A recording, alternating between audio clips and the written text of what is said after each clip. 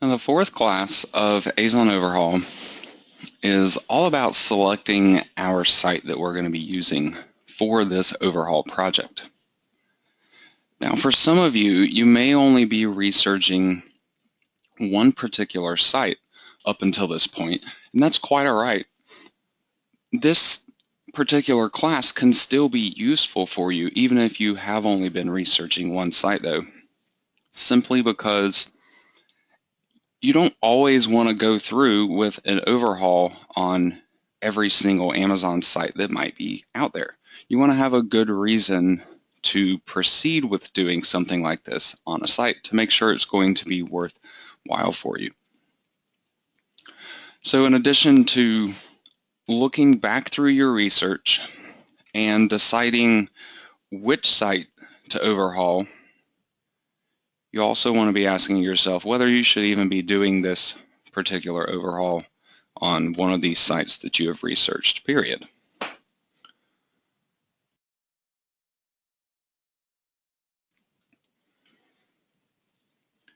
Now for this class, we're going to be walking through our research from previous classes and talking about how to utilize this research to make the best decision on which site to proceed with and or whether or not to even proceed with overhauling a site, period. Finally, once you have selected a site to use, we're then going to talk about finalizing your research and getting prepared to plan your entire overhaul. And that's something we'll be doing in the next class, actually planning out everything that we're going to be doing in terms of this overhaul project. So to start with, I want to talk about site selection tips. Before we actually get into reviewing the research that we have done from the previous couple of classes, I want to talk about a couple of general tips to use going forward to help you make the best decision. The first one of these is what I call maximum reward, minimum effort. Now, any website could technically be overhauled. You can take any existing website out there that you had built in the past and decide to make changes to it or add new pages to it. However, that is ultimately not the goal of Azon Overhaul. Instead, what we're really looking to do is to get the most effort out, or the most reward, out of the least amount of effort. The whole point is simply that you could be spending the time, instead of overhauling one of these websites, you could be building a brand new website. So you always want to be asking yourself, is the work that I'm going to be doing for this overhaul going to benefit me more than it would to take that same time and put it towards building a new site, or maybe even multiple new sites, depending on how much work we're really talking about here. Now, also, I want to explain what I mean by minimum effort here. This is a bit of a vague phrase. I'm not saying that any of these overhauls should be something that you could quickly do within maybe an hour or two of your time. It's not any kind of a magic button fix.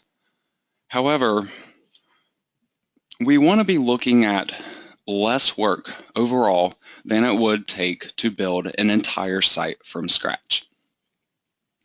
Think about how much time you would normally spend building a brand new Amazon site, and also think about how much ongoing monthly income you might expect to see from that type of effort. And then ask yourself, for overhauling one of these sites that you're thinking about doing, how much time are you going to put in compared to building an entire site from scratch. And then also compare that to the amount of earnings you might believe you could get. In some cases, it could make sense to spend more time on an overhaul than building an entire site from scratch, but only if the rewards are very obvious.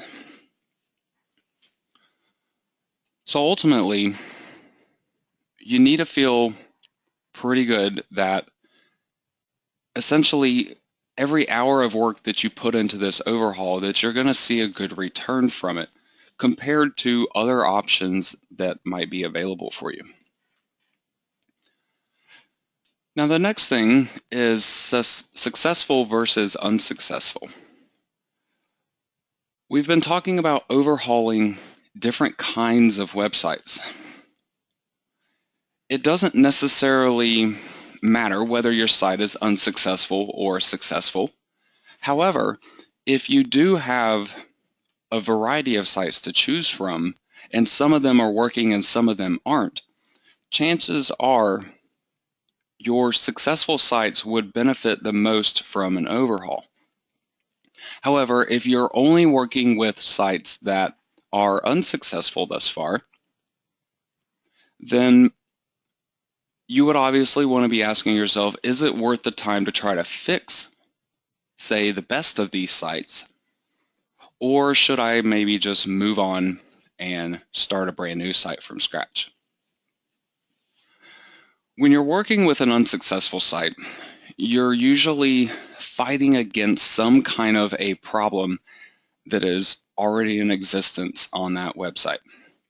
It might be struggling to obtain search rankings. It may be some kind of search engine penalty. It might be some kind of automated content that you had used on that website in the past. Whatever the case may be, there may be something there that you're having to work against. Even doing a perfect job on that overhaul, a lot of times it will take simply time to pass for an unsuccessful site to be able to recover and to start getting traffic and referring sales again. So simply ask yourself if it is worth it with the unsuccessful websites. When you're dealing with a successful site, however, you can often see fairly immediate results from an overhaul project. For example, if Google already really respects your website and you have a nice placement in the search rankings, such as I've been seeing on my Down Comforter site, then chances are I can make these changes or new additions to the site, and Google's going to quickly pick it up and reflect this type of stuff in the search rankings. So once again, if you have a choice between the two, go for your successful website, assuming that there is some kind of potential to expand it within your current niche. And once again, if you're only working with an unsuccessful site or a number of them, just remember, number one, that it can take some time for the sites to recover. However, in my experience, really aggressive expansions can indeed cause faster results on a lot of those unsuccessful sites that might ordinarily take a while. By very aggressive expansion, I'm talking about rapidly publishing new pages or updating massive amounts of content on the website, potentially a couple of times a day over the course of 2, 3, 4 weeks worth of time.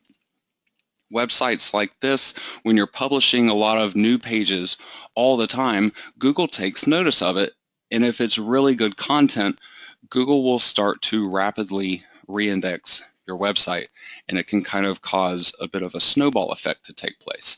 However, with a moderately paced expansion, if you're just working on one page a day or a page every couple of days or something, it can certainly take a while before you truly see the results from your efforts. The second thing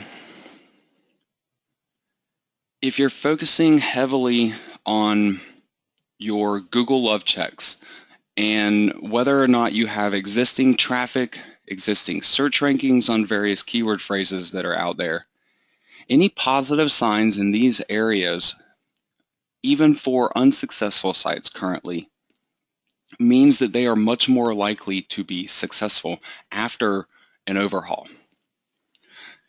This bit of an indicator in Google, the Google love check, looking to see if some of your rankings are close to starting to get traffic for you, but maybe just not quite where it needs to be. Things like that make a major difference when you decide to go forward with an expansion, because it lets you know that you're not going to have to fight against what Google already thinks about your site to be able to expand it and start getting new rankings or improving your existing rankings. Now, another major kind of situation that I am on the lookout for when I'm thinking about overhauling a website is what I call traffic waste. To a certain extent, I've kind of already talked about traffic waste in the other two tips that I've already provided for you, even though I haven't mentioned it specifically, because traffic waste could be one of the underlying situations that might, for example, give you a minimum effort, maximum reward kind of a situation. Or it could be a successful website that simply has a lot of wasted traffic on it. Ultimately, though, this is still worth talking about by itself, simply because this is where a large amount of opportunity can lie that can be capitalized upon almost immediately. As soon as you make some changes to a page or a section of your website that has wasted traffic on it, then that traffic can immediately start to take advantage of whatever those new changes are. For this reason, this can be one of the most beneficial types of overhauls to make on a site. This is something that I have been seeing on my Down Comforter site, my IKEA Down Comforter page, where the down comforters that I'm currently promoting, they have simply become unavailable on Amazon over the last year or so. However, I'm still getting a ton of traffic to that page. Over the last year, I had something like 12,000 visitors that went to that page. And ultimately, a lot of that was wasted traffic. Well, simply making some modifications to that one page and replacing it with products that people can actually purchase can cause immediate results. Whereas a lot of the other situations where you might be trying to improve search rankings or to gain new search rankings, you're dependent upon Google to make some updates and changes to reflect the things that you have done before you're going to see that success. So with that said, these traffic waste situations, if you can find them on your websites, put a little red flag by them and put this at the top of your list for sites that you are thinking about overhauling, because you can see immediate results from this type of thing. Now, sometimes you can have entire websites that fail to convert traffic. Other times it may just be specific pages, like my IKEA Down Comforter page. My website as a whole has still made commissions over the last year, even though the most popular page has essentially fallen flat over the last year. So the entire website isn't dead, but one of the biggest opportunities on that site is simply going wasted. Now, one more thing that I need to mention about traffic waste is your funnel. Where traffic enters your website and where you want that traffic to end up can sometimes be two different places on your website. And if that's the case, then your goal is to take traffic that's coming into, say, your informational pages and to funnel that traffic along to your product pages so they can then end up clicking on an ad and buying the product.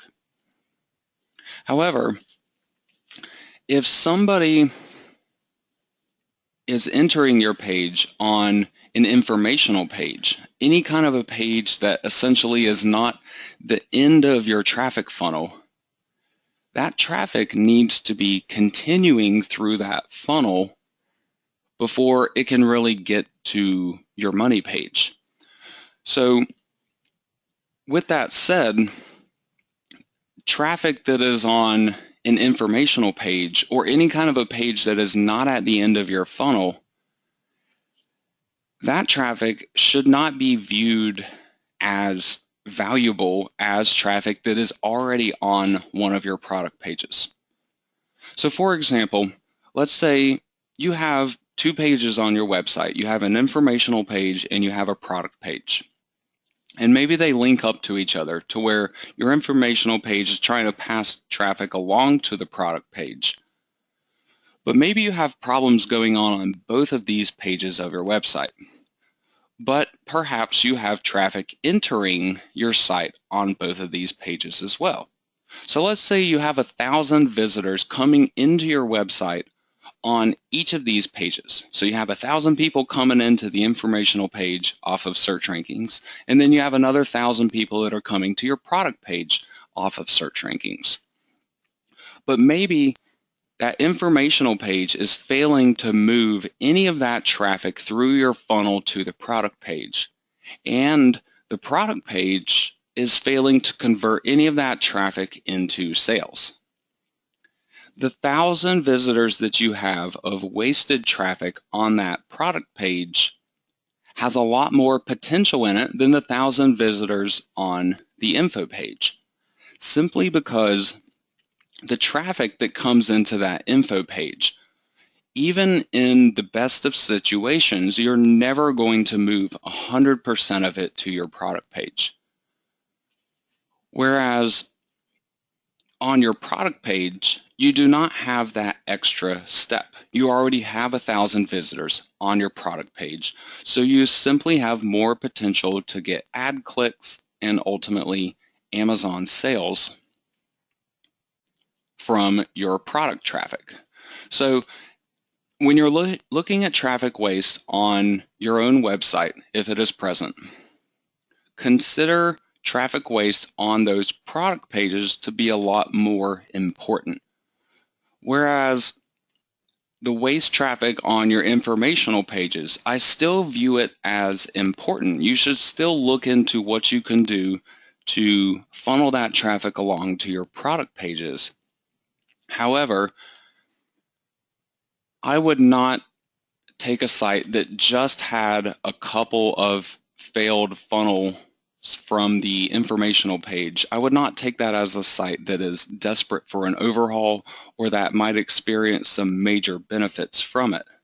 Whereas a site that has a lot of wasted traffic on the product page, I would be flagging that one for an overhaul. And that's exactly what I have done with the Down Comforter site that I'm going to be overhauling in this series.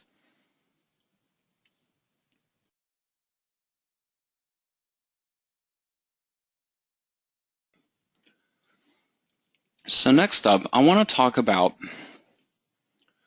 what to do with your research.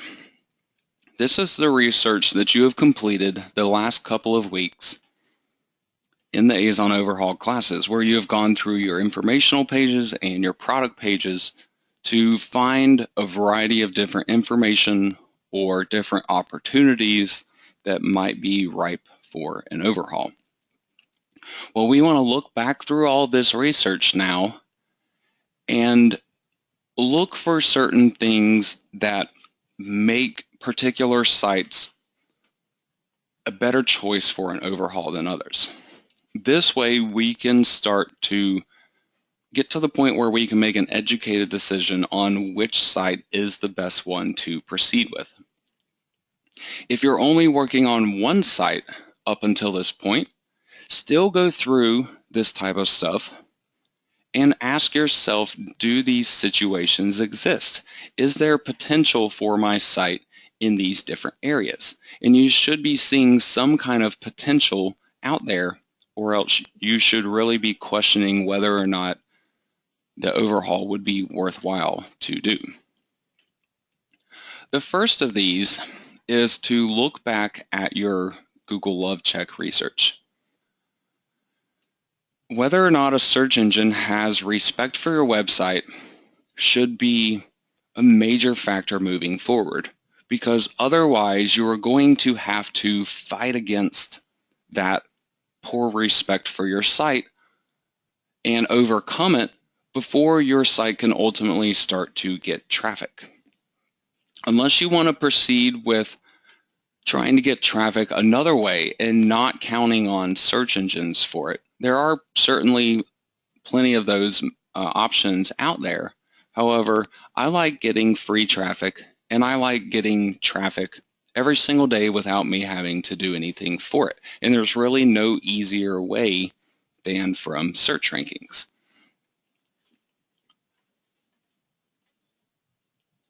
In particular, in your Google Love Check information, pay attention to how well the site has done in the search rankings so far. Even if you're not getting traffic on a particular site, are the rankings anywhere close to getting on page 1 for keywords that actually have decent traffic levels? We're talking about at least a couple hundred of monthly searches on a specific keyword phrase. If you're nowhere close to getting those rankings, then you need to be asking yourself why. Can you really overcome the problem, or would you be better off just going for a brand new website? When you're close to ranking on page number 1, though, you can often add to your existing content to increase those rankings to start receiving traffic, therefore making an overhaul a perfect situation for that website. Now, if a site is getting traffic off of search rankings, what I like to look for is some kind of a theme to all of my keywords that are doing extremely well. Sometimes these keywords might have the same type of topic or a limited selection of topics that are centered around my niche. Other times it might be topics that just relate to particular pages on my website. Using my Down Comforter site as an example, I have a large number of IKEA Down Comforter related keyword phrases. So I can look at a situation like that and see that, assuming there are other IKEA Down Comforters out there besides the one that I've currently been targeting, there's a very strong potential that I can do a quick overhaul on it, and the site is not only going to be able to take advantage of the wasted traffic that's coming into it currently, but I also have a big potential for new rankings on a lot of different keywords related to those topics that I'm not currently targeting.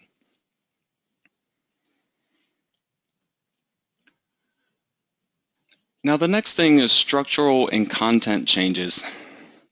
This really extends to any kind of a basic change or addition that you might want to make to a site during an overhaul. There's a number of different ones or different kinds, and I'll go through each of these individually here in just a moment. But basically, it's important to consider what you'll actually have to go through to carry out different types of changes on your site, and also what kind of benefits you might see from this work. This can help you to decide whether or not it's actually worth doing something particular to try to achieve the end result that you're after. Even though your work for the overhaul is not planned out up until this point, you should still be able to look back at your research and get some kind of a vague indication as to what you'll have to do for different kinds of changes or different keywords that you're thinking about targeting, different new pages or new products that you want to go after. So with that said, look back at all the research that you have, structural changes that you might have noted, or new keywords that you want to try to go after. Figure out where it falls within these couple different types of changes that I'm about to talk about, and use it as a general gauge for figuring out how much work might be needed on a site and how much benefit you might see from that overhaul work. The first of these is a structural change. This is where you have pages of your website not being organized properly, and you want to rearrange things and change simply how those pages are organized, how they are linked up to each other. Now, more often than not, I find that structural changes to a site can really end up being fairly time-consuming and a little on the complicated side, simply because you often have to go through each individual page looking at the content of the page to check for the links that you have present there, to make sure you're not linking up to different sections of your site that shouldn't be linked together. That is something that would dilute the structure of your website. Despite the fact that it is complicated, though, there are really not many direct benefits from doing a structural change to a website. However, a poor structure to your site can have very negative effects. So while it's possible to get new search rankings or to increase your existing rankings from a structural change on a site, which will in turn bring more traffic and sales, I personally find for this to kind of be lower down on my list of favorite changes to try to make to a site. If I really messed up on the structure and it looks like it's going to require an overhaul of every single page throughout my entire site to really fix it, before I'm even looking at other content changes and additions that I might want to make, it can be a lot of work to get yourself involved in unless you really have a clear idea of the work that you want to carry out and you know ahead of time that it's not going to turn into a big complicated mess. Now the next kind of change is a general content change. This is where you're taking text content or other kind of media that might be on your site already and simply modifying it. Sometimes this can be really quick and simple. Other times it can take a lot of time and effort. It really just kind of depends on what you're making these content changes for, what the ultimate goal is, and what it's going to entail.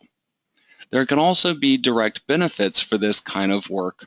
However, it usually takes a little bit of time for these benefits to truly be seen. For example, let's say you have a site where you wrote your own unique content for it originally, and maybe Google seems to have a little bit of respect for your site, but ultimately you're not really getting much traffic from it. Your rankings are down on page 3 or page 4, page 5 of some of your top keyword phrases, and you're not quite sure what the problem might be.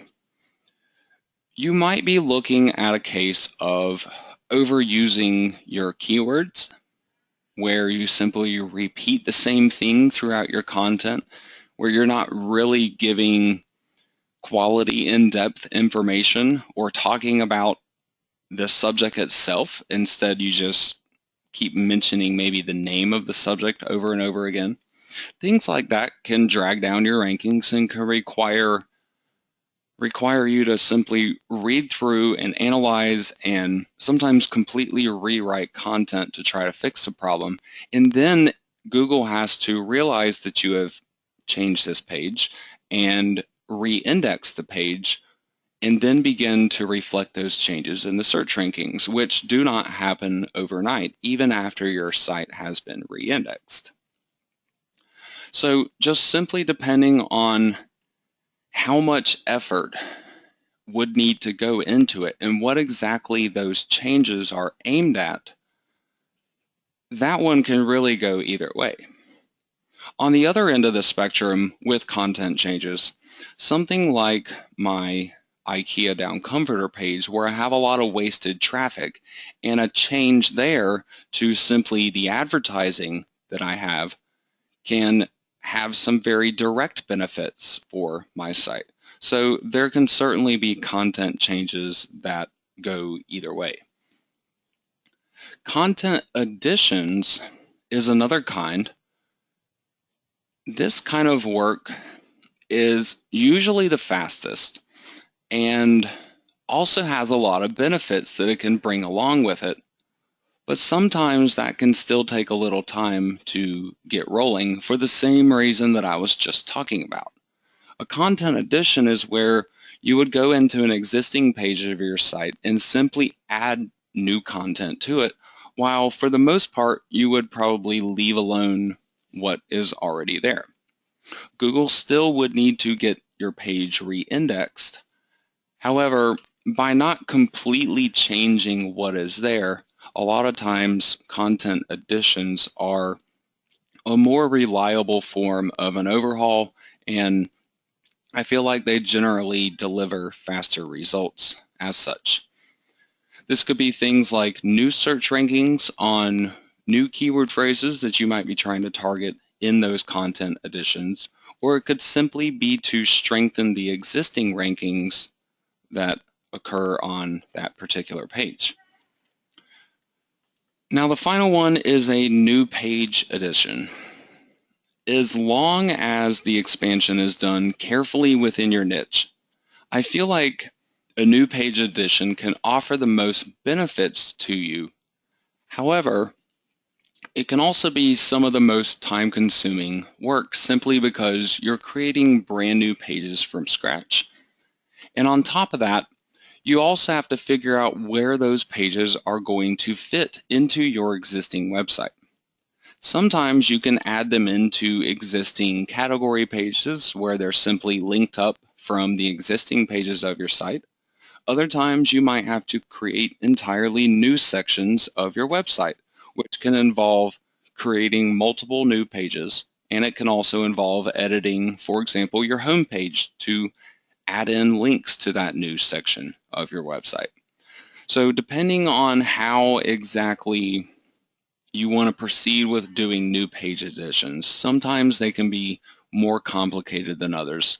However, that added ability to target a wider variety of keywords than you were originally going after on your website, as long as you are closely sticking to your niche, something that I talked about many times in the last couple of classes. As long as you are sticking to those guidelines, then new page additions can be very beneficial to a site.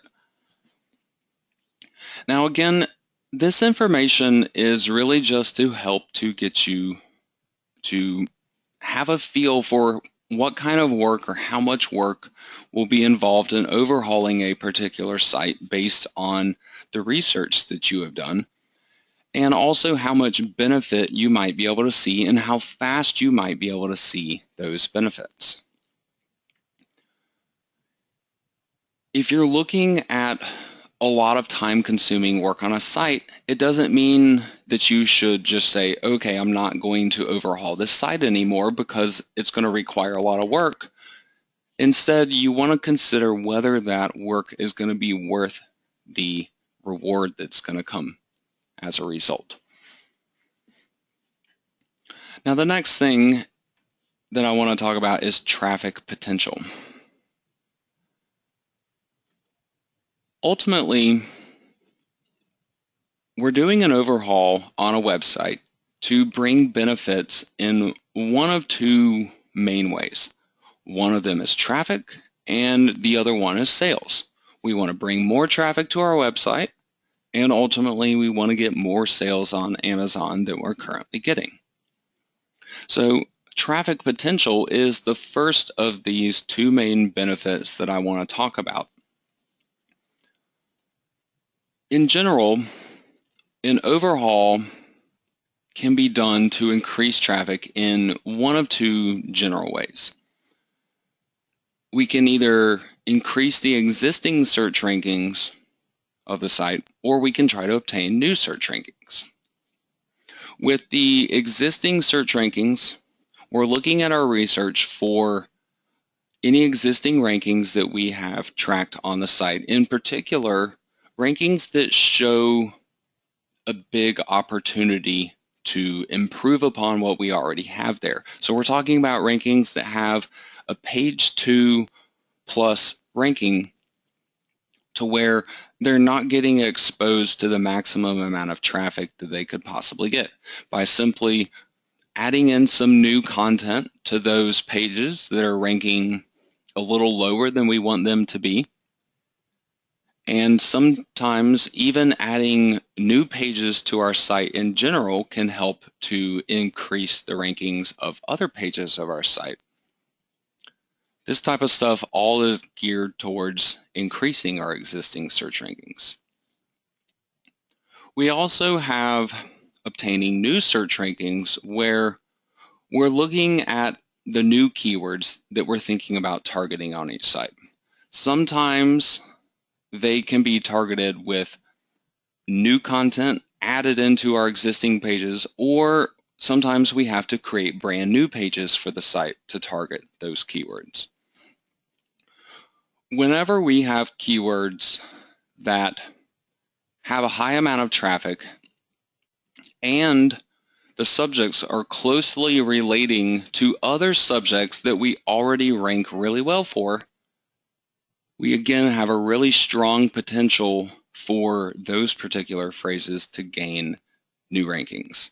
So this would be on my site, anything IKEA down comforter related, for example, any other type or model of IKEA down comforter beyond the one that I'm already going after, I should be able to add a little section of content to that page on my site, add an advertisement to that section, and I would very, very likely have very good search rankings for those new phrases that I'm trying to go after.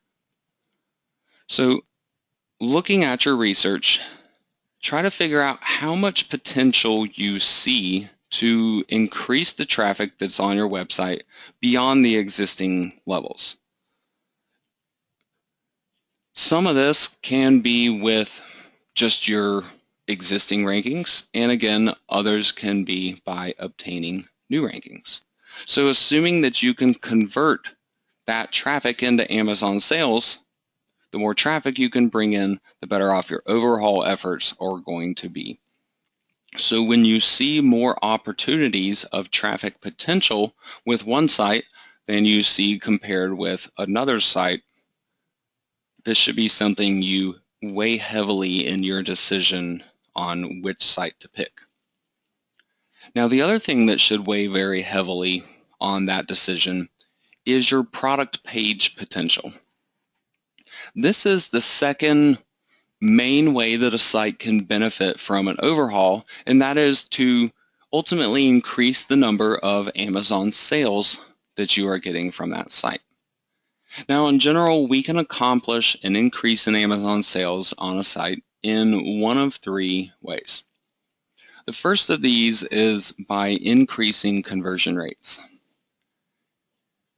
Any site that currently has traffic and promotes an Amazon product has some kind of a conversion rate.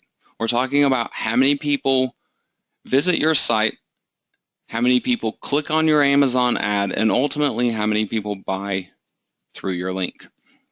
The comparison of the number of clicks on your ad to the number of people that buy ultimately is your conversion rate, whereas the number of people that visit your site and the number of people that click on your ad is your click-through rate. So by simply making your ad convert visitors at a higher percentage, whether through a higher click-through rate and or through a higher conversion rate, you can easily end up increasing your sales without changing your traffic at all. These are really simple changes that can be made to a website that can have a major impact. And that is especially the case for any sites that might currently have very low conversion rates. A lot of times these might be even what you would consider a traffic waste opportunity. Something like my IKEA Down Comforter page. I have very low conversion rates on those ads. It's not necessarily because anything is wrong with the advertisement, because those ads used to convert extremely well, but now there's a reason for them to not perform, simply because those products are not available for sale on Amazon now. So by simply changing some things around there and increasing those conversion rates that I'm actually getting, I'll be able to drastically increase sales without even changing my traffic. The second way you can increase Amazon sales is to bring in more traffic.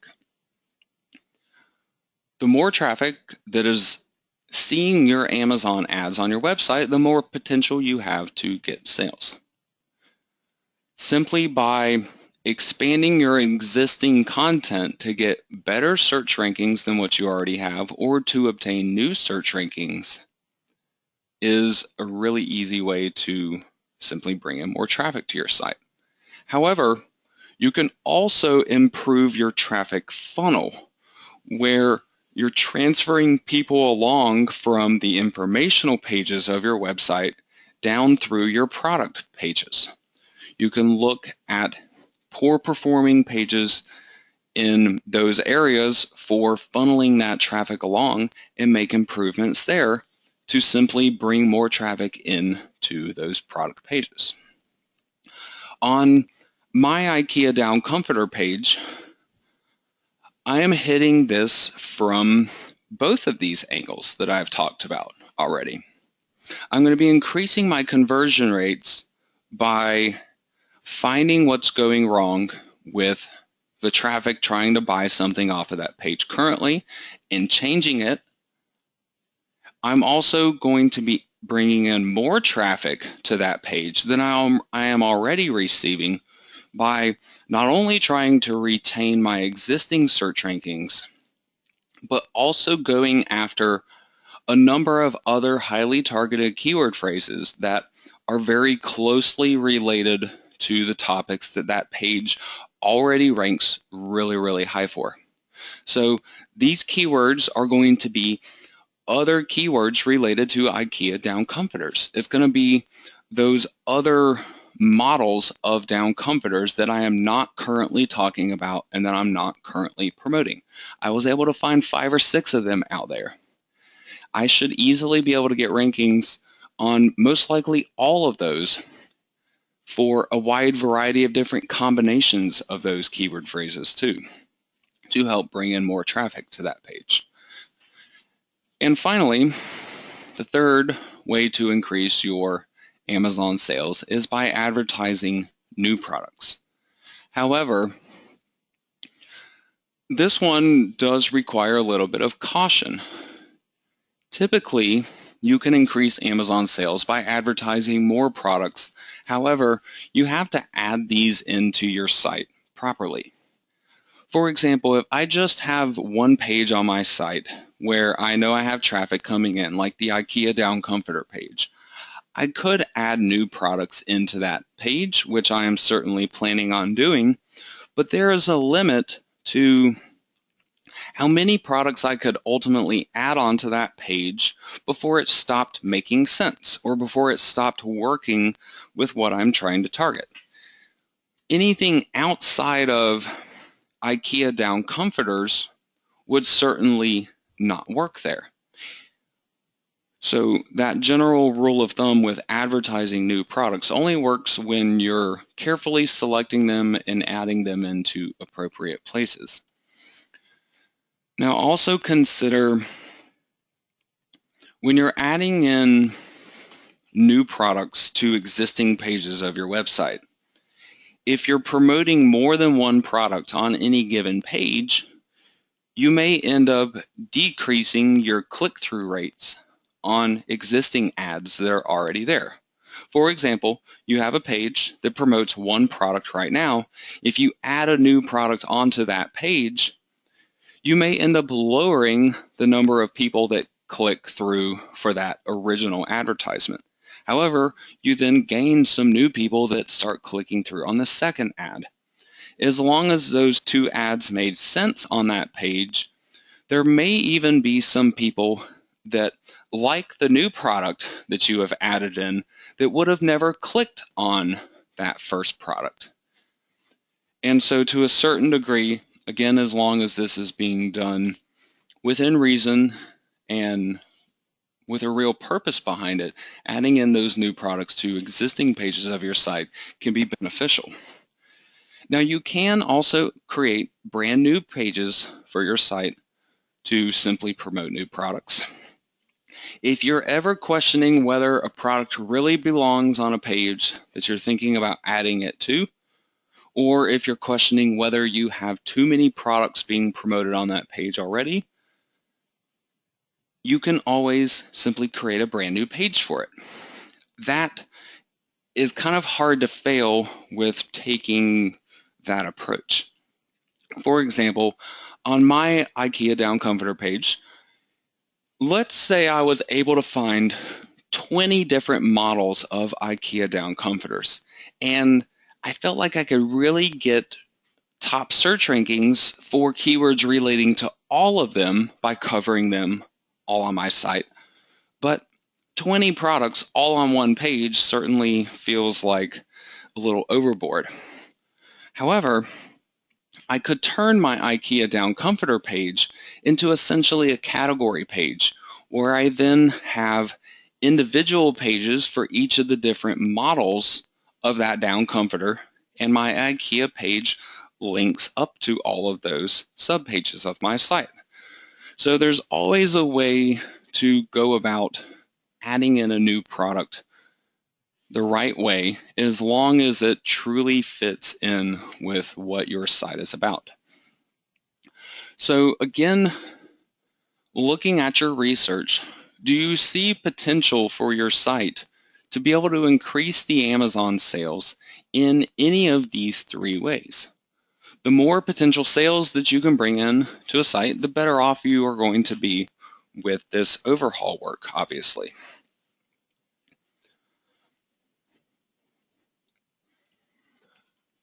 The final thing I want to talk about is authority indicators. An authority indicator is some kind of proof from existing information that you have available to you that shows you that websites beyond your control are respecting your site. In particular, we are interested in Google for our search rankings for these sites, obviously. So we're looking at search engine stats on a site, looking for authority indicators, certain topics, certain pages on our website perhaps that perform extremely well on Google. Whenever you see these type of situations, and you also can find opportunity to continue expanding in those exact areas that are performing extremely well, I look at these as authority indicators that need to be taken advantage of. My IKEA Down Comforter page, yet again, is a great example of this.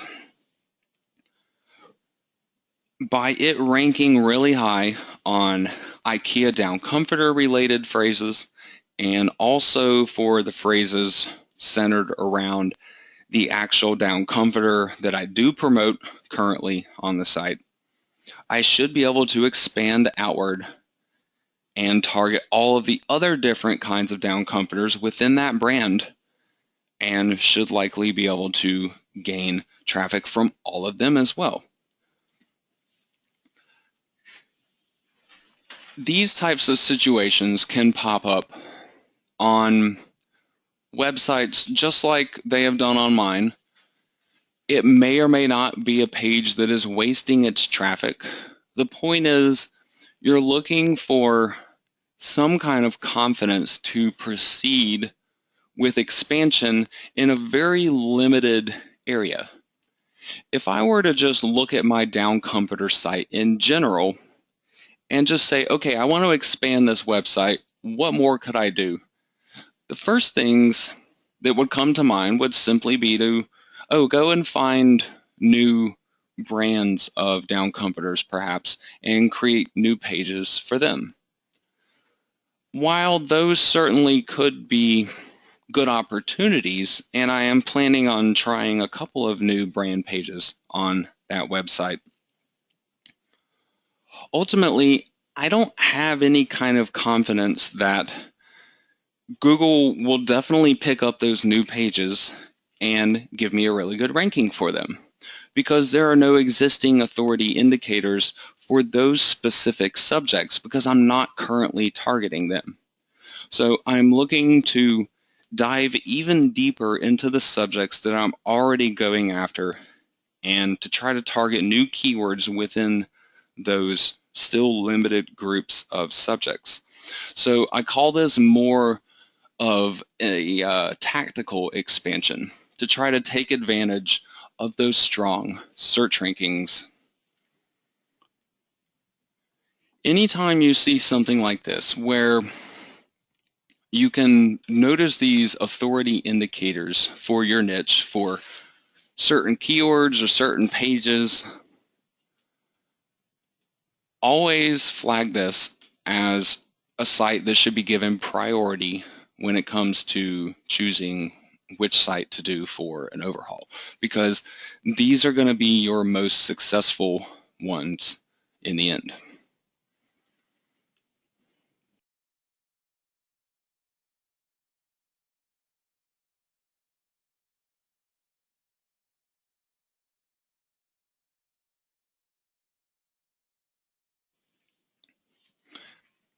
So finally, it is time to actually choose the site that you want to use for your overhaul work. Considering everything that I've been talking to you about already in today's class, you want to go through your research looking for each of these different opportunities that I've been talking to you about, ultimately to figure out where the potential is for new traffic and new sales on your site, or to be able to take advantage of perhaps wasted traffic on your site. By identifying the sites that have the most potential for increased traffic and sales, you can kind of whittle your list down a little bit, especially if you are debating between perhaps a larger number of websites. Now, again, think about what work is going to be required to actually pull off all of those different increases in traffic and sales that you are going for. Think about the amount of new content that you're going to have to write. Think about the number of new pages that you'll have to create. Think about any new learning that you may need to do. If you do not currently have knowledge on those topics or knowledge on those products, you might have to go out and do some research on those first to actually learn about them before you could really go through with the work itself. So even though you don't know exactly what your plan is going to be for an overhaul yet, you should still be able to look at the different keywords that you want to go after and essentially get an idea of how much new content, new pages, etc., you might need to create on your site. Just as an example, going back to the research that I did in the previous class, I can look at the research for my IKEA down comforter page, for example, and I can tell that I'm going to have to make some kind of modification to the existing MySaron related content on that page simply because that product is no longer available. I'm going to have to change my ads for that. But then for each new product that I want to try to target, I'm going to have to add in a new section of content. So I'm looking at 5 new sections of content, 5 new advertisements to go along with this particular page. And so I could be looking at potentially 500, maybe even upwards of 1,000 new words that I might actually add on to this page as a result. So while I might not know specifically exactly what I'm going to do on this page, I can get a general sense of what kind of work will ultimately be needed. And also by looking at my keyword stats and information like that, I can try to figure out how much of a benefit might come from doing that type of work. Now finally, I recommend going back and taking one final look at your live websites that you are thinking about doing the overhauls on. Thinking about the changes that you want to make to the site, go and take a look at those live pages where you want to do all of that stuff too. Think about the work that is going to have to be done. This can help you to visualize exactly what you're going to need to do to give you a clearer picture of exactly what it's going to take to pull all this off. Now, taking all of this into consideration, all of your research, all of the potential for the site, and also how much work is going to be required to pull all this off, try to select your best candidate for the overhaul. Again, you're looking for a site that has big potential for new traffic and new sales. However, you want to be able to also pull that off with as little work as possible. It's not going to be something that you would likely be able to do in an afternoon. However, compared to the work that it would normally take you to build an entire website and the benefits you might receive from building a brand new website, you do want to make sure that it at least balances out with that and preferably is even better than that. So again, that is why successful websites usually end up making a better candidate for an overhaul than an unsuccessful site. However, if you're dead set and determined on making a particular site succeed or not, you could certainly do an overhaul on any site regardless of the amount of work that might need to go into it and regardless of the benefits that might come as a result. So half of this training, at least, half of my recommendations are not necessarily geared towards the fact that it can't be done. You can certainly fix tons of unsuccessful sites out there, but I simply urge caution in choosing which ones you would proceed with doing that for, simply because, unless you have some kind of a personal attachment to a particular site, there's always other sites that you can create. There's always other niches, there are always other products that you can go after.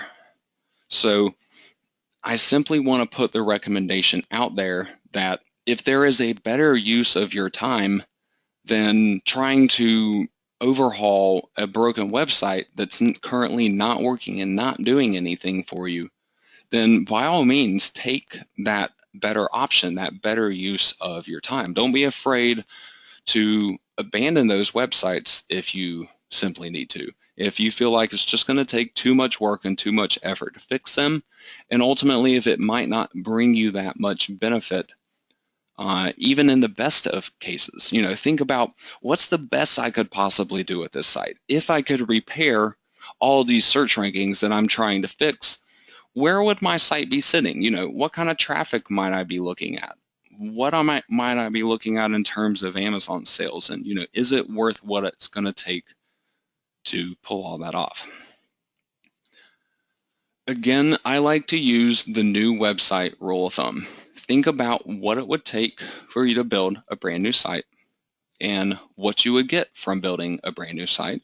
And if you feel like the overhaul is going to take more work than that would take, then ask yourself if simply the benefits are worth it or not.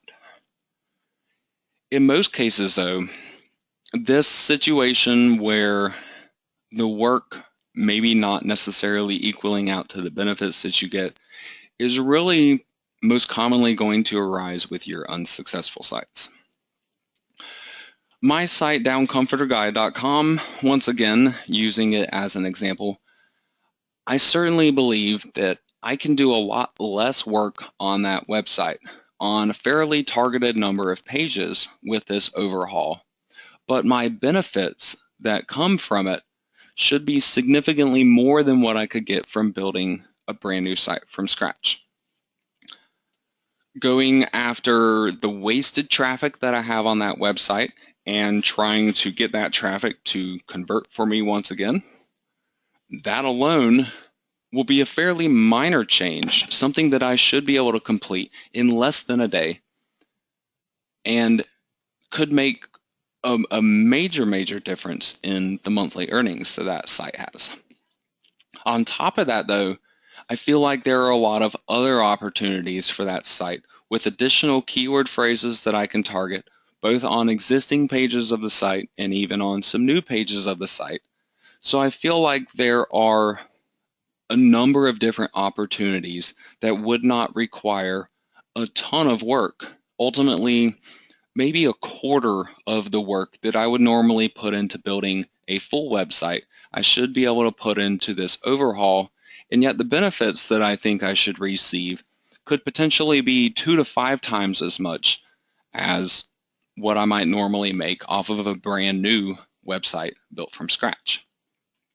So for your site, simply try to use your best judgment to try to pick out your best site and ultimately to decide whether or not it's worth proceeding with the overall or not, period.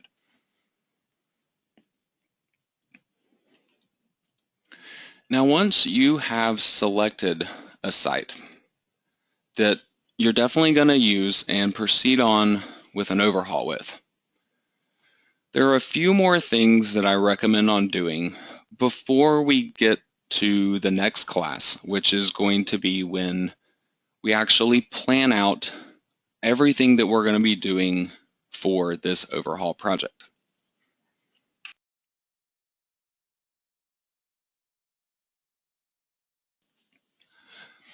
This additional work is essentially completing your research for that website and for the overhaul that you want to make on it. Ultimately, this is going to help you when it comes to planning out your website. It'll help you do a better job at planning it out.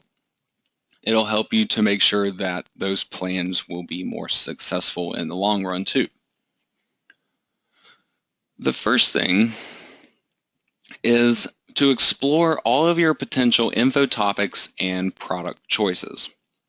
Now, depending on how thorough of a job you did with your research in the last couple of classes, you may be able to completely ignore this one. Ask yourself whether you explored all of the potential topics that are ultimately out there, all the different product choices that are out there within your niche to truly figure out whether they would be a good option or not for you to use as part of your overhaul. If you have not explored all the potential topics yet, now's a great time to revisit training from the last couple of classes and to simply fill in all the gaps that may be present there. If you were only focusing on one website this whole time and you knew you were going to be overhauling it from the very get-go, then there's a very real possibility that you may have already completed all that. There may not be anything else for you to research as far as extra topics or extra products. As far as how to go about doing that, do it just like we did in the last couple of classes. So if you need a little refresher on that, certainly refer back to those classes on exploring new informational topics, expanding the existing pages of your site, tracking down new products to promote, things of that nature. The next thing is to conduct keyword research and potentially also competition research.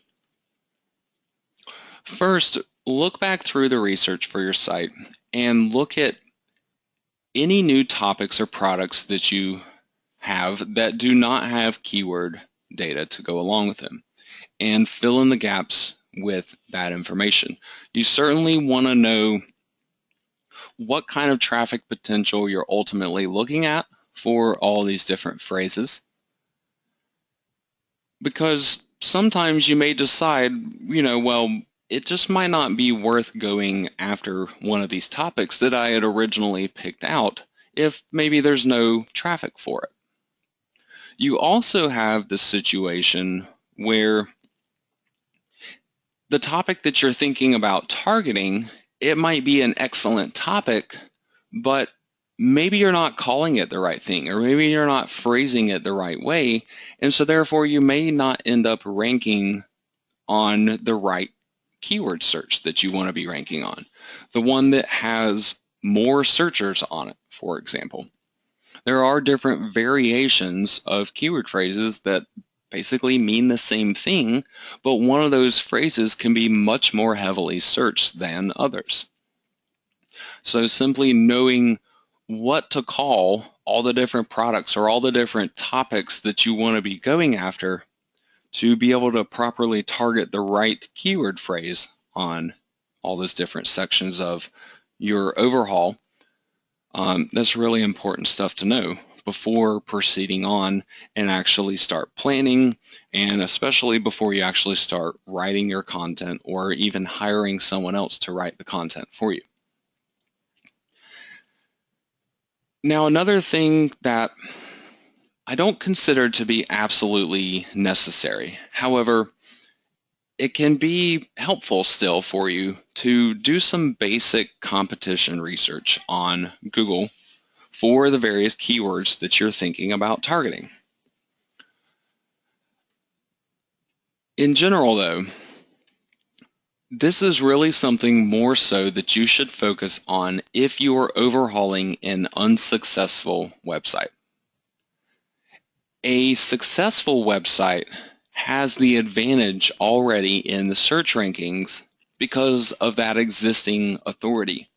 Whereas that IKEA down comforter page of mine, how I might be able to go after a lot of very closely related phrases and get rankings on them without too much effort. A completely different site that was not currently respected for those related phrases might have a lot harder time getting a ranking for them. So they might be more concerned with the competition on that phrase.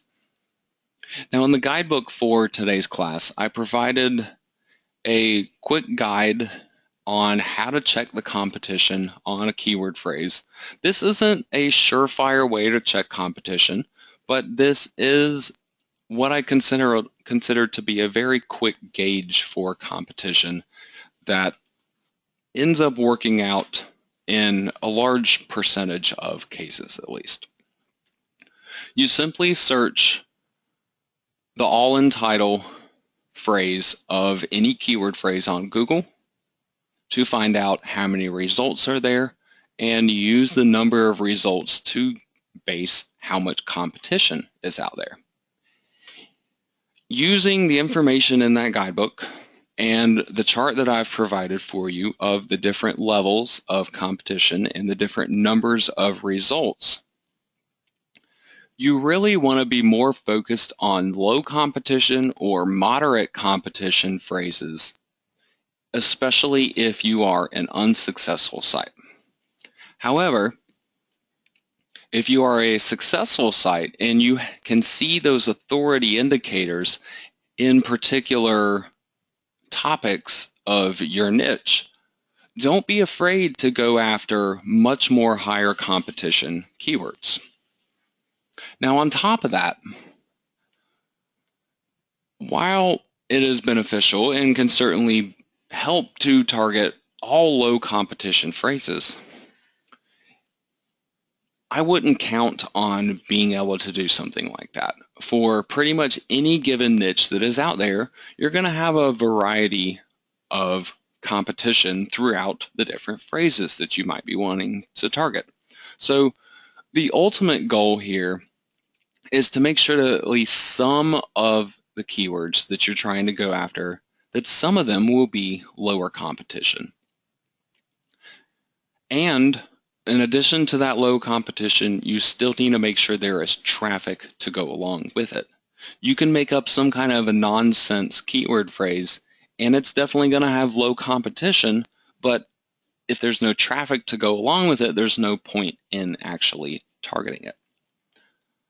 So you simply need to have a bit of a mixture, especially if you are an unsuccessful site currently and you're trying to increase your rankings or simply get brand new rankings to try to start bringing traffic in, period. Otherwise, you can depend a little more heavily on the authority status of your site and simply go after keywords because they make sense to go after, because they fit with the topics that already exist on your website. Now, finally, one of the next things that I recommend to do is just learning. If you're not already familiar with the new topics that you want to try to target, and or if you're not already familiar with the new products that you want to try to target, take a little time to go out there and learn about them now. Do some Google searches if need be, and go and read what some other websites have to say about those topics or about those products. You can go on the Amazon website and spend an hour reading through the customer reviews on a particular product that you're thinking about targeting. Things like that can give you a lot of insight into these new things that you are trying to go after, and having this knowledge ahead of time before you actually start planning the work for your site can make a really major difference. For example, if I was thinking about targeting a particular keyword phrase as a brand new page on my website with my overhaul work, maybe there was a decent amount of traffic for that keyword phrase, and maybe I even verified that there was pretty low competition for it.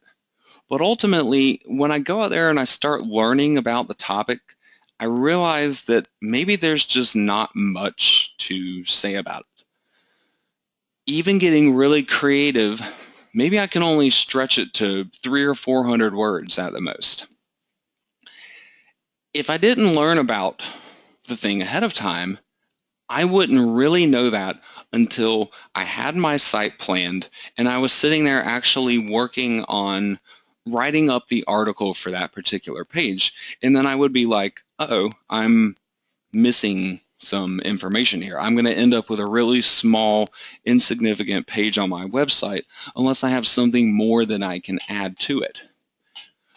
However, when you know about something like that ahead of time, you can work that into your site planning appropriately and maybe just combine it with a different topic on another page. That way, you could take a couple of smaller topics that might not warrant an entire page for them, put them all on one page, and just have each of those topics kind of be a subheading on that page.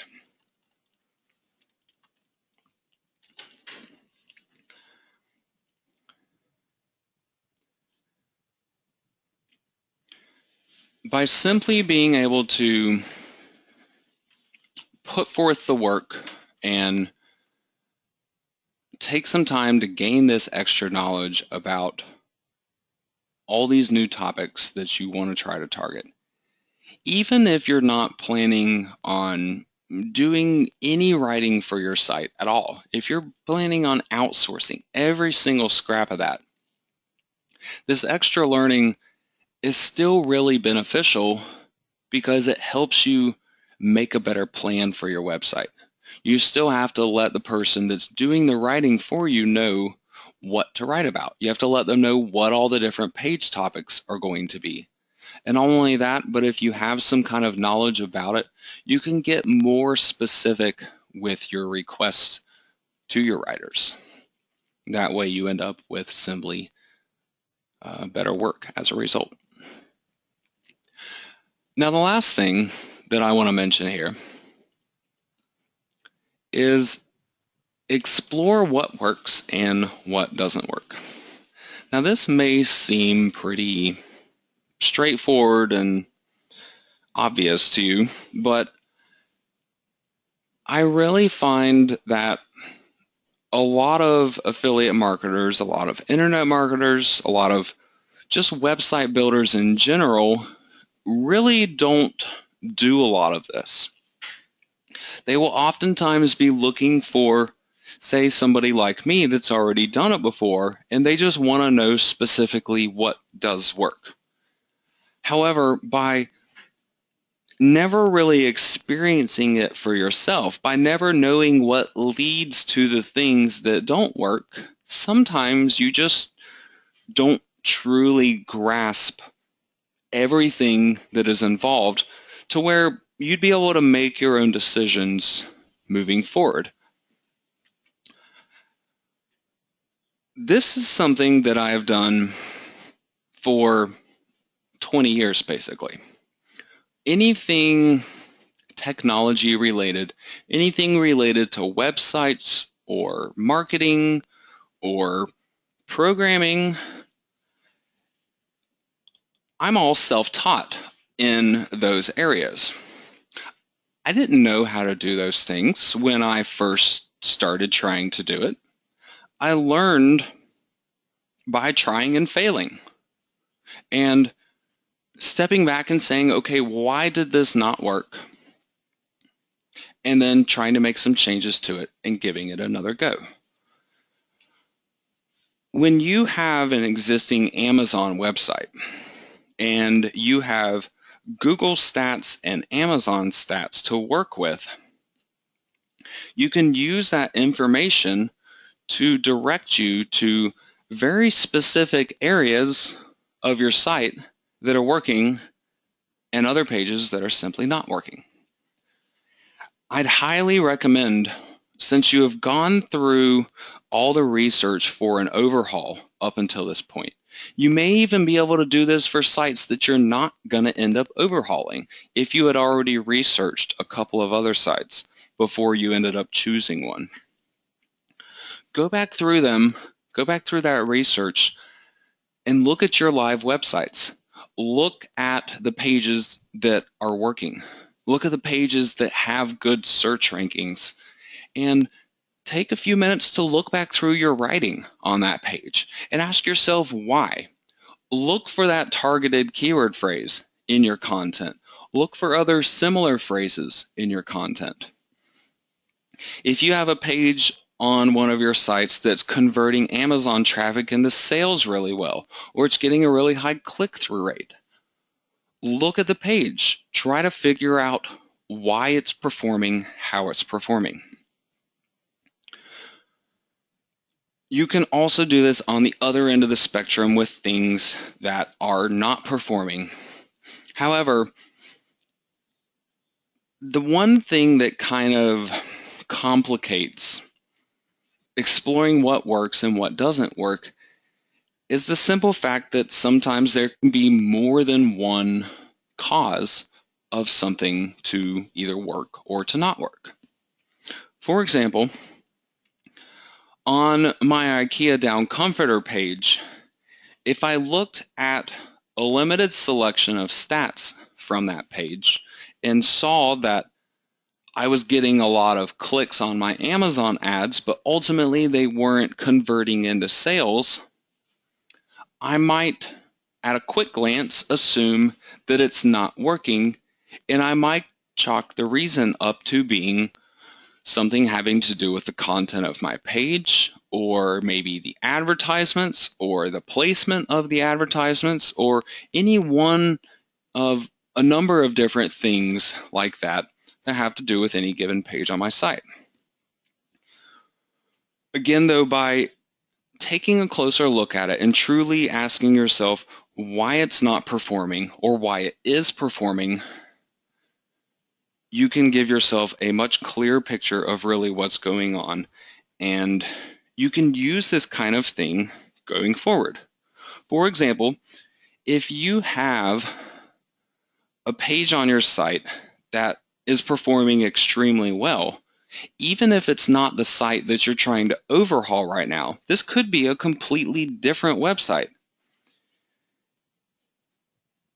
If you can find more than just one example of that page, maybe the placement of the advertisement or the way you try to go about selling that product, any kind of a uniform approach that you have taken throughout multiple pages, if you can see that more than just one of them are performing really well, you can oftentimes attribute it to the various approaches you have taken with that page. Anytime you can see a trend of something either working or not working on your websites, try to figure out why and try to apply this concept going forward to your other sites that you build, or even the site that you're going to be overhauling. The reason why I mention this, and the reason why it's so important at this stage in the overhaul training, is simply because you have that Amazon and Google information at your fingertips already. You might already even have the numbers that you need written down in a text file. It's just simply a matter of looking back at it and then taking a look at your live site to try to figure out what is causing things to work the way that they are. If you can identify a high-performing product page on one of your websites, for example, if you are going to be creating new product pages with this overhaul, or even revising some existing product pages with this overhaul, certainly apply your new strategy going forward. Now, again, I'm really talking about the overall approach here, and not necessarily just the performance of one specific page of your website. Using a couple of vague general examples here to kind of help you to understand what I'm talking about here more clearly. Example number one, when you first created product pages on your website, maybe you weren't quite sure about where to place your ads. So maybe you put some of them at the top of your page and others at the bottom of the page. But when you look back at the click-through rates and the conversion rates for all of those pages as a whole, when you're looking at just the ad placement, so you look at all the pages where the ad is up at the top of the page and try to figure out what kind of a click-through rate you get on those ads and what kind of a conversion rate you get on those ads. And then you compare it to the pages that you've done a different way, and you figure out which one works better. And then you proceed on with changing everything over to the one thing that is working good for you.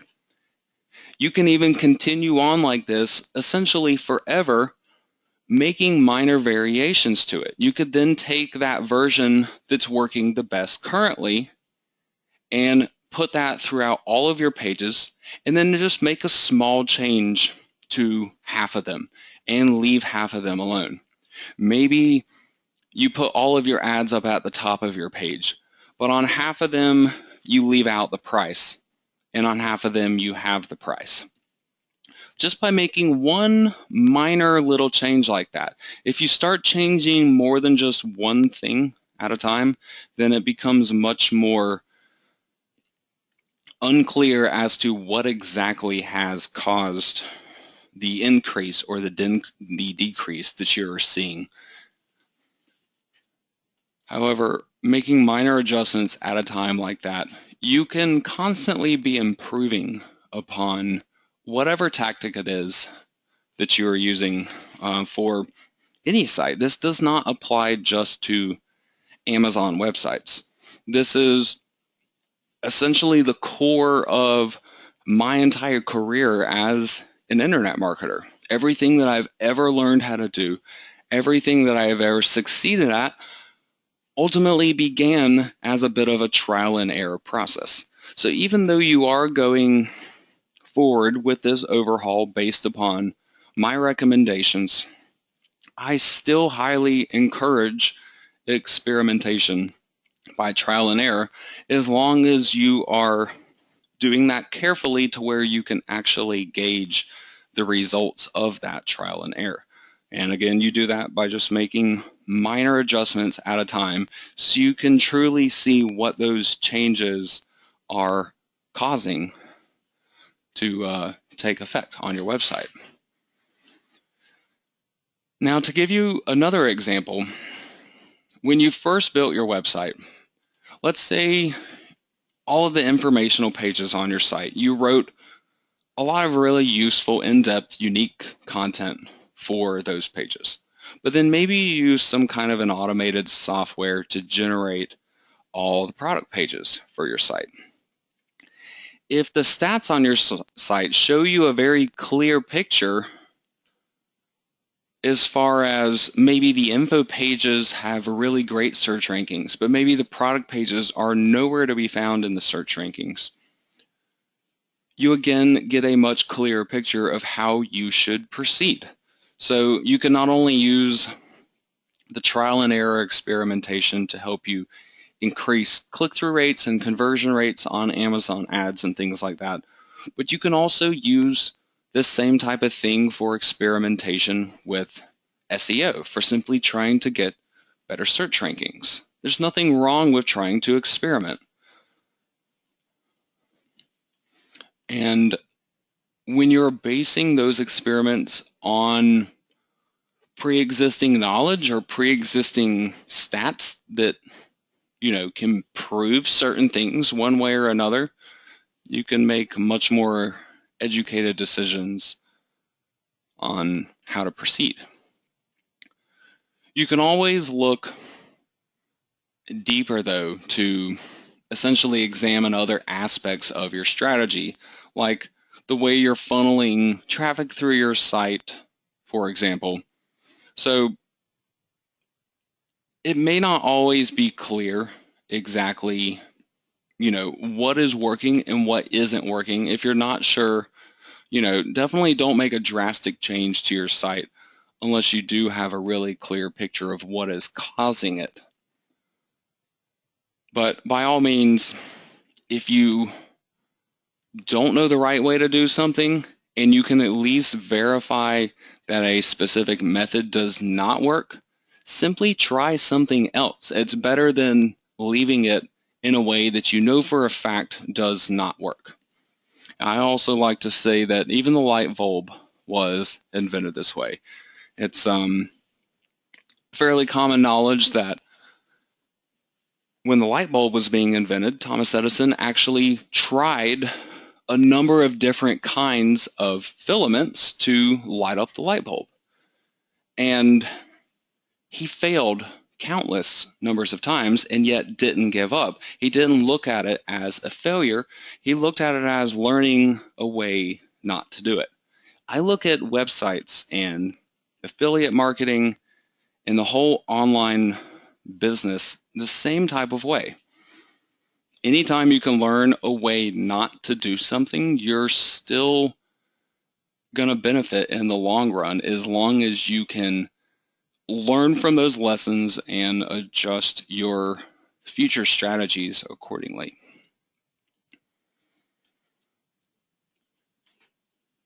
So to help you get prepared for the next class, you simply want to be working your way through what I've been teaching you in tonight's class. Start by examining all the research from each potential overhaul site that you have been researching up until this point. Examine that to try to find what kind of traffic potential and sales potential might be available with your overhaul work, and also what kind of effort might go into making those changes. Finally, choose the site that has the most potential from the least amount of work.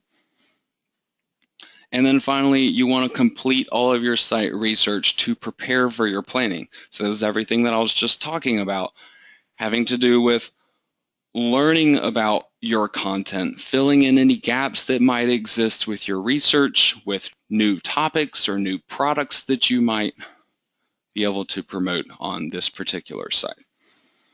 This simply helps you to get prepared then for the next Azon Overhaul class, where we will be taking all this knowledge and research and using it to plan out our entire website.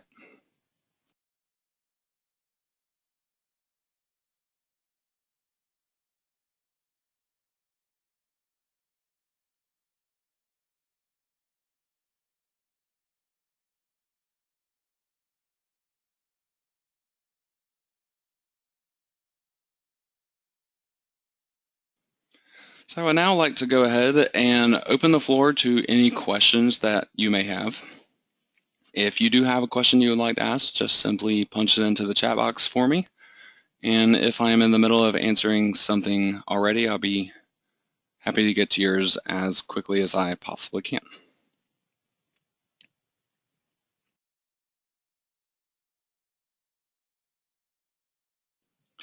Let's see, Tina is asking about considering a site success or not. Do I think a site should have posts as regular updates, or just simply adding in new pages, such as a home page for posts and all others being static pages? How does this play into an overhaul? Personally, I'm not a huge fan of using the default WordPress method of having just the home page being a listing of the recent posts that are on the site. I do prefer to go for more of a static approach to my WordPress sites.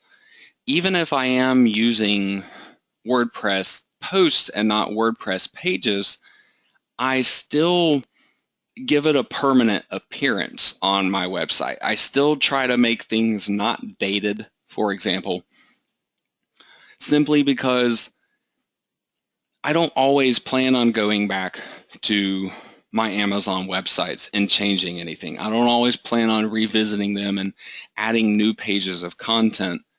And I definitely don't post new content to my Amazon sites on any kind of a regular basis.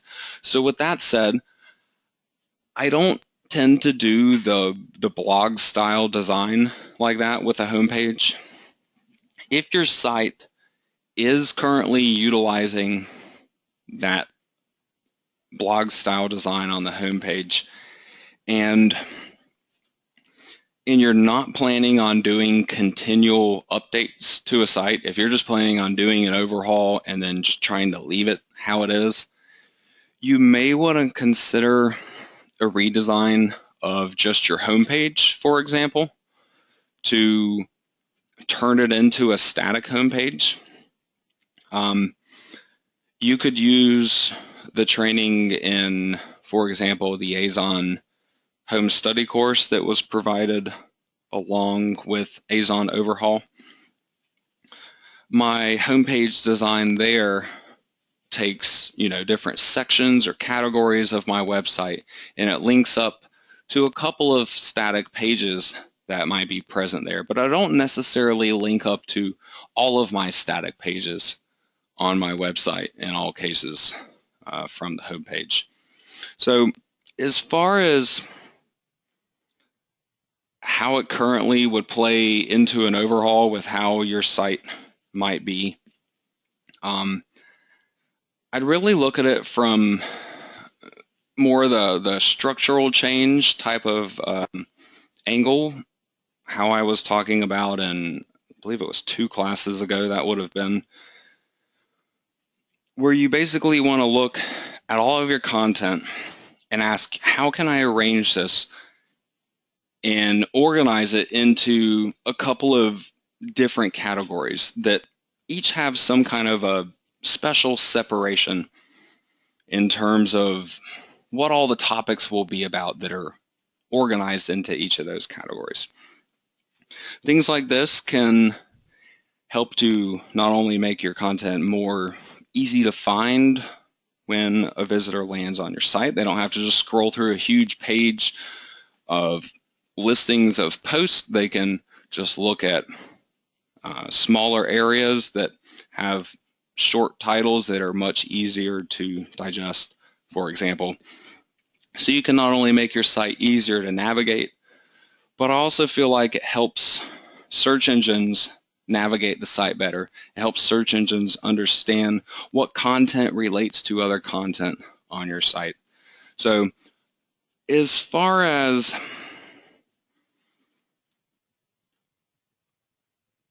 the success of a website or not, I don't necessarily gauge that based on the design that's being used. There's certainly tons of successful sites that use the blog style design, but I would personally only want to utilize that blog style design if I was going to be making those regular updates to my site. If everything was just going to be static pages though, and once I finished creating a site or overhauling a site, if that was all I was really intending on doing, then personally I would want to avoid the blog style design and go for more of a static design throughout all the pages of my site, really, including the homepage especially.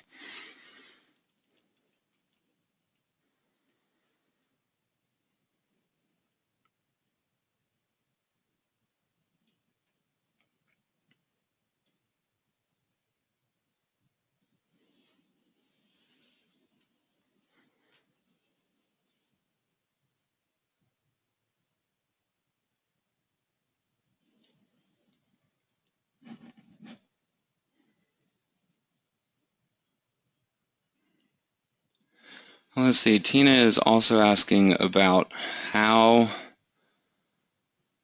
would you interlink your site to increase success or to fix a site during an overhaul if it had a homepage with a post and then it was structurally converted into static? Does WordPress take care of this automatically, or would it mess up all internal links from the post page? WordPress generally won't take care of that automatically. There are some SEO plugins that might allow you to do, for example, things like auto linking, where you have a particular word or keyword phrase that is automatically linked up to another page on your website. Settings like that can be things that you have to go back into and manually modify to get everything to link up properly. Essentially, though, once you group everything into different categories, so let's say I have a home page, and then I have maybe 3 different categories.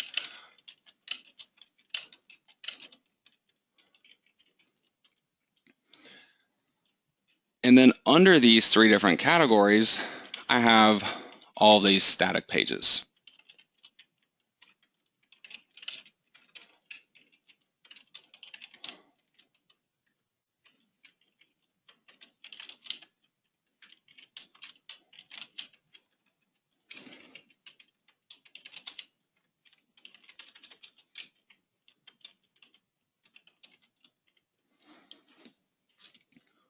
What I would be looking to do is, as much as possible, and to a certain extent, WordPress can limit the ways that you can keep this whole linking structure tidy. Things like sidebar links and the menu links across the top of your page, for example, can certainly dilute this. And things like that are okay, but what you're really focused on is the content of your page. When you go and edit the page within WordPress, what links do you have control over? For those links, when I have a site that is arranged with some kind of organization or structure to it, I'll have the home page link up to the 3 category pages. And then the category page has content on it, and it then also links up to the relevant pages that are sorted underneath it. So page 1, 2, and 3 would all be linked up from cat number 1. However, even though I would do the same thing for cat 2 and for cat 3 for these pages, as much as possible, I don't want my pages to interlink to one another unless they are contained within the same category. So page number 1 can link to page number 2, and page number 1 could link to page number 3, but I wouldn't want page number 1 to link to page number 4, for example, or to page number 7. Now, the one exception that I make for this particular rule is when one of your categories is your product page category. So if category 3 was where my Amazon ads were all contained, let's say this is down comforter brands, and this is IKEA down comforter, and this is pins on down comforters, I could then have pages from these other categories linking up to page 7 or page 8, simply because this is now my traffic funnel. This would be the goal of my traffic funnel, would be to get people to land on these pages. So I put SEO to the side and forget the fact that I don't want to be interlinking these categories. And I do interlink, but just to the one product category that I might have on my site. Or if there's multiple product categories, obviously you could be linking to them. So in terms of the cross links, though, you just want to make sure that they're only within the same category, or they point up only. So page 1 links, they can point to anything within this category, or they can point upwards. They can point up to category 1 and up to the home page, but I don't want them pointing across unless it is to satisfy my traffic funnel. The whole idea behind this is to simply get your content organized in a way that is going to make more sense for a search engine. So everything contained within category 1 has a very closely defined topic. In fact, if I wanted to make one really, really long page, it should make sense if I took all the content from page 1 and page 2 and page 3, and I got rid of those pages, and I just had all of that stuff all on the category 1 page. So in essence, these are all subtopics of whatever this topic is. So how I have a brands topic on my page, all of the subpages under that category are specific down comforter brands. This type of organization, again, is done both for SEO benefits and also for simply the sake of easier navigation through your site so people can find the things that they are looking to find. When it comes to actually accomplishing this linking in the WordPress system, though, I often find myself doing it manually. I'll just go into the content of the page itself and add in text links where it is appropriate to do. So as far as trying to fix a site with an overhaul and converting everything structurally over into a static website, you would most likely have a number of different stages that you would have to go through to really pull that off. The home page you would have to probably create from scratch. That home page would then link out to the category pages of your site. If they don't already exist, you might also then have to create those category pages, have content there, and then have them link up to the various subtopics that have been organized under it. Then you would have to potentially go into each of those subtopic pages and manually change the way things are interlinked. So they're only interlinking to other relational subjects within the same category, or potentially funneling people off to your advertising pages. We'll certainly be going into a lot of those types of things in the coming classes, though, as we are actually putting together our whole site and going through the overhaul work. Even specific things that I might not necessarily be trying to do with my exact website, I am still going to be trying to teach you those things in the coming classes. So one would be, restructuring your website, for example.